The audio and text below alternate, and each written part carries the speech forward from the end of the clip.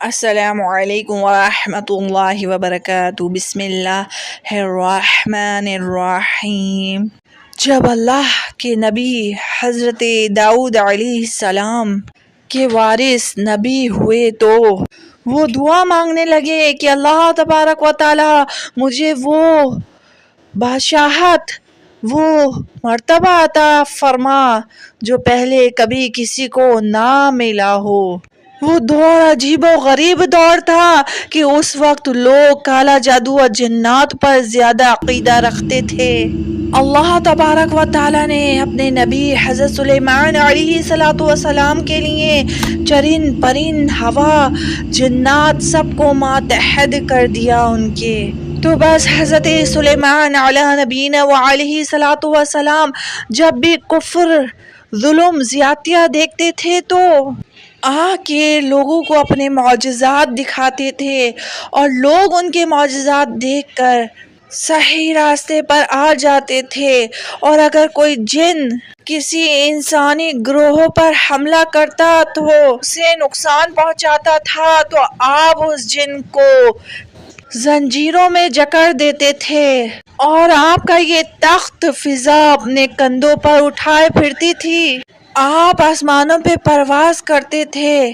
ایک دن آپ آسمان پر پرواز کر رہے تھے کہ ایک جن آ کے کہنے لگا کہ اے اللہ کے نبی، زمین پر بابل کے پاس جناتوں کا گروہ انسانوں پر ظلم اور زیادتیاں کرتے ہیں، اور انسانوں کو تکلیف دے کے یہ منواتے ہیں کہ ان کے پاس غیب کا علم ہے، اور یوں انسان بھی صراط المستقیم سے ہٹ رہے ہیں۔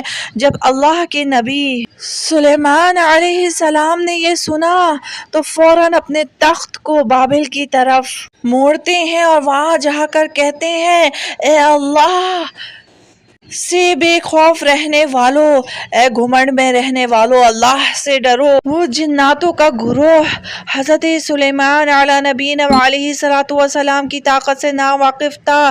ان میں سے ایک جن لیاب کہنے لگا ہم کسی سے نہیں ڈرتے، ہم تو بس اپنی مرضی چلاتے ہیں۔ اس کے قبائل کے اور جن حضرت سلیمان علیہ السلام کے تخت کے چاروں طرف آ جاتے ہیں اور کہتے ہیں اگر تجھ میں ہمت ہے تو ہمیں قید کر کے بتا۔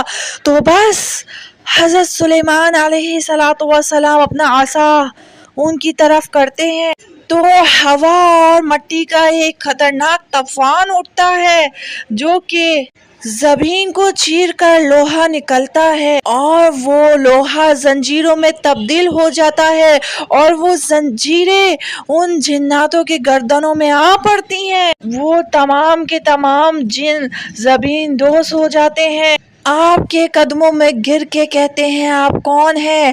تو حضرت سلیمان علیہ السلام فرماتے ہیں میں اللہ کا نبی داؤد کا بیٹا سلیمان ہوں، اور اللہ نے مجھے زمین پر امن اور سلامتی کے لیے چن رکھا ہے۔ اے گروہ جن، خبردار ہو جاؤ اور اس زمین پر فساد نہ مچاؤ، ورنہ اللہ کا عذاب تمہیں نیست و نابود کر دے گا۔